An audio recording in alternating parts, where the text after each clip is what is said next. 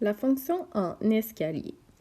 En CST, vous n'avez pas à trouver la règle de la fonction en escalier qui peut s'apparenter à la règle de la fonction partie entière. La différence principale, c'est que dans la fonction partie entière, tous les marches vont être exactement de la même longueur.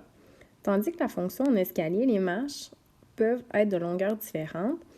L'objectif, c'est surtout de traduire une situation à partir, dans le fond, à l'aide d'un graphique. La règle de la fonction partie entière est A, partie entière de bx. C'est en fait simplement pour votre culture générale, vous n'avez pas à la connaître. Maintenant, la représentation graphique de la fonction, c'est des paliers, comme illustré ci-dessous.